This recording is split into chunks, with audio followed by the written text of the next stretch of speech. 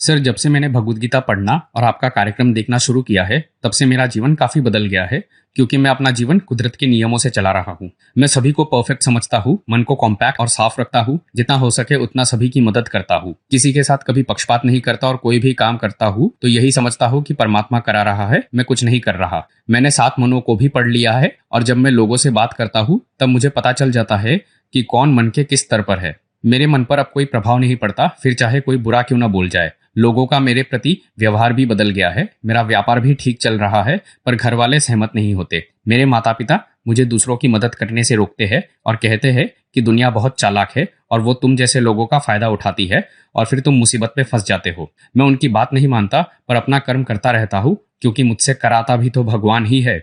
मुझे कई बार लगता है कि मैं उनका दिल दुखा रहा हूँ। सर, क्या आप बताएंगे कि ऐसा क्यों आता है मेरे मन में?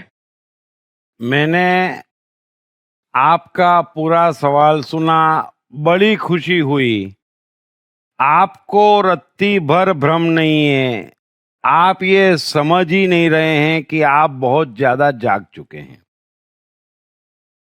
आपकी एक एक बात सत्य है। आप जो कह रहे हैं कि मेरे में ये गुण विकसित हुए हैं, वो वाकई में हो चुके हैं। जो आप कह रहे हैं कि अब दूसरों की बातें मुझे प्रभावित नहीं करती, ये बहुत बड़ी बात है। जो आप कह रहे हैं कि अब मैं पक्षपात नहीं करता, ये बहुत बड़ी बात है। जो आप कह रहे हैं कि अब मुझे समझ में आने लग गया कि सब कुछ परमात्मा करवा रहा है, ये अंतिम बात है। यही तो बात है जो कृष्ण गीता में कहते हैं कि हर कोई यहाँ प्रकृति के अधीन है, फिर भी ये समझता है कि मैं कर रहा हूं, और वो करता है प्रकृति के खिलाफ जाके। यही तो अहंकार है। सो आप इतना कुछ समझ चुके हैं, और आप जो आगे कह रहे हैं कि मैं अब किसी से भी बात करता हूं तो समझ जाता हूं कि उसका मानसिक स्तर क्या है, यह तो आपके लिए बड़ी सामान्य बात हो गई। और जब मानसिक स्तर ही मालूम पड़ गया तो किसी का बुरा मानने की जरूरत ही क्या है ना? क्योंकि हर कोई यहाँ अपने मानसिक स्तर से बंधा हुआ है। सो आप तो काफी आगे पहुंच चुके, और आप कह रहे हैं कि मैं सबकी मदद करता हूं, करना ही चाहिए। माता पिता जो कह रहे हैं कि दुनिया खराब है, वो है तो होने दो। दुनिया तो तब भी खराब थी जब बुद्ध सबका भला करने निकले थे। दुनिया तब भी खराब ही थी जब कबीर सबका भला कर रहे थे, है ना?